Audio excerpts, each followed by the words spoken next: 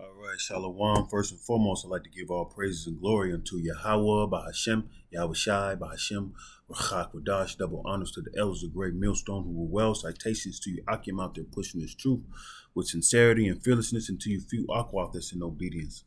All right, here to prophesy the downfall of this wicked kingdom called America, and let you so-called blacks, Hispanics, and Native Americans know you are the true Hebrew Israelites that the Bible speaks of.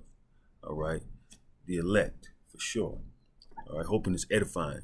This lesson we're getting into rebellion. Just a tidbit rebellion. Well, any type of rebellion is pretty much witchcraft.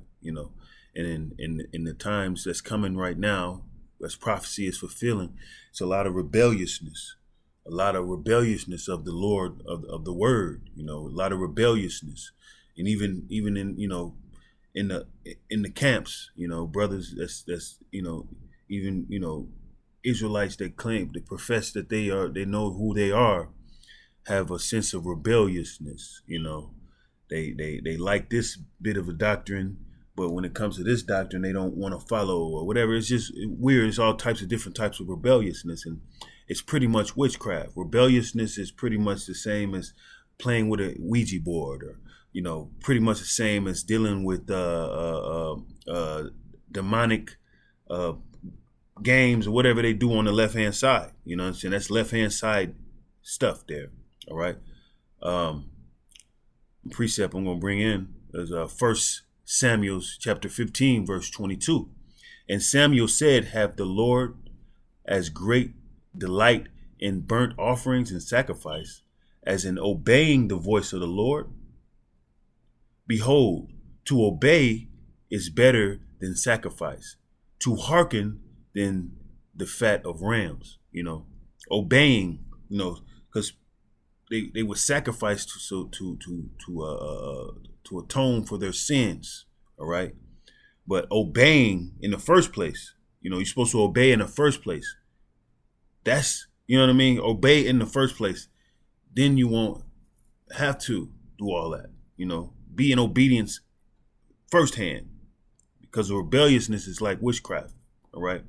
For rebellion is as the sin of witchcraft, and stubbornness is as iniquity in idolatry. Because thou hast rejected the word of the Lord, he have also rejected thee from being king. All right. So when you get into your rebelliousness, it holds back good things. It's witchcraft. Nothing but demonic. You'll get a demonic present at the end, a demonic a reward at the end of your rebelliousness. Nothing else. All right. And this is basically what you don't want to be, and basically what you can identify in a lot of people going on, man. Rebellion, not doing what is required, trying to beat around the bush, not being on fire, always got something to say, and rebelling, and that's not what you want to be in. All right. Because, these are times where rebelliousness can creep into people, being lazy, not showing your, showing that you showing thyself that is approved, making yourself an acceptable man of the Lord. Can't be rebellious doing that.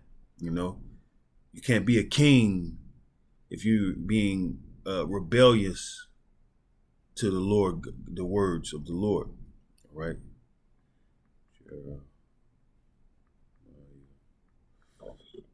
Chapter 28, verse 16. KJV.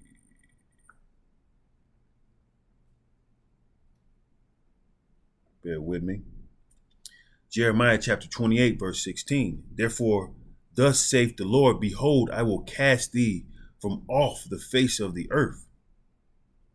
This year thou shalt die, because thou hast taught rebellion against the Lord.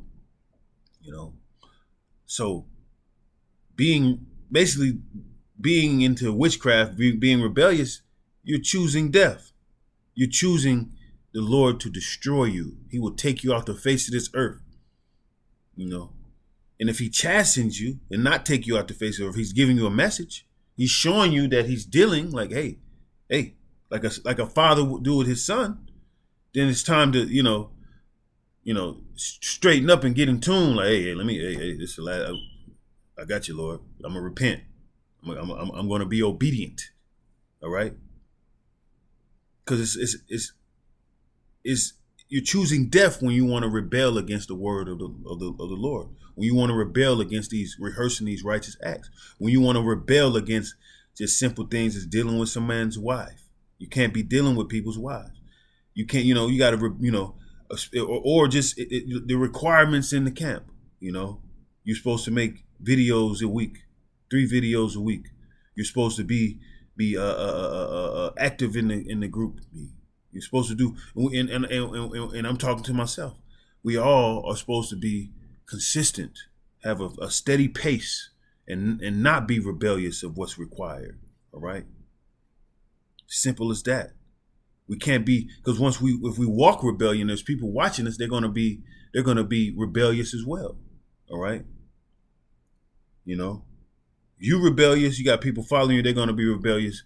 You're pushing witchcraft at this point.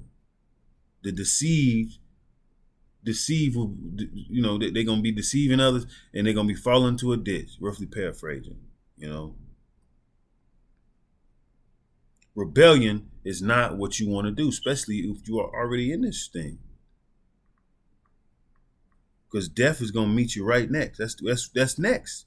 It's rebellion, and then death, pride, then a fall.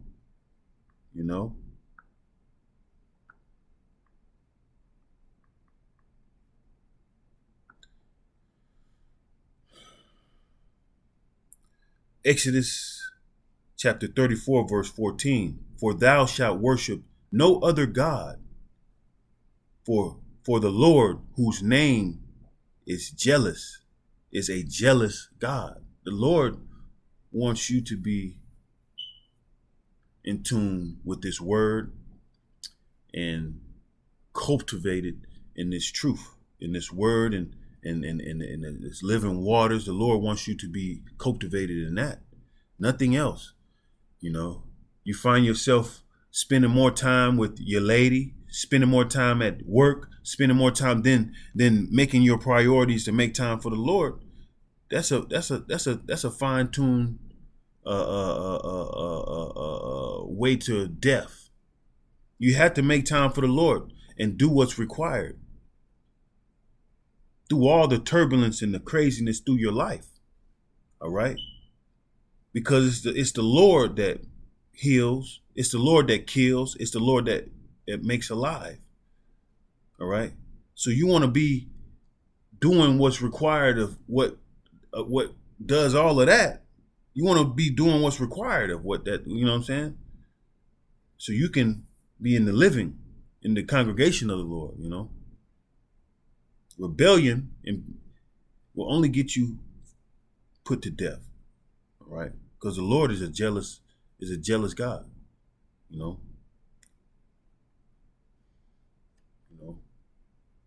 Rebellion is like witchcraft. It's like you're dealing in the left hand side. As simple as pie, Let's go to Deuteronomy.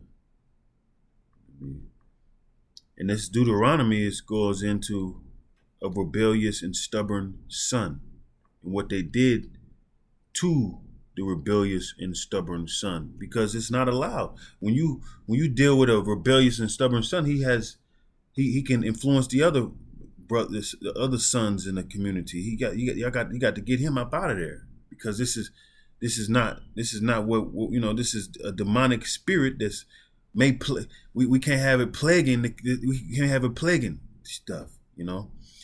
Deuteronomy chapter 21 verse 18. If a man have a stubborn and rebellious son, which will not obey the voice of his father, or the voice of his mother, and that, when they have chastened him, will not hearken unto them, then shall his father and his mother lay hold on him, and bring him out unto the elders of his city, and unto the gate of his place. And they shall say unto the elders of his city, this our son is stubborn and rebellious. He will not obey our voice. He is glutton and a drunkard. And all the men of this city shall stone him with stones, that he die. So shalt thou put evil away from among you, and all Israel shall hear and fear. Okay? They make an example out of the rebellious and stubborn sons in the nation. Obedience is better than sacrifice. Rebellion is witchcraft. In my house, I'm going to serve Yahweh while Yahweh Shai. I won't rebel. I rebuke all the rebellion demons in me. Rebuke the demon. Rebuke the rebellion demon. Rebuke it. Pray for more wisdom. Pray for more understanding. Pray the Lord have mercy on me. All right? We must not be rebellious. And if you choose to, you'll end up like Saul, which the Spirit of the Lord left him, because he wanted to deal in witchcraft and be rebellious in all types of ways. All right?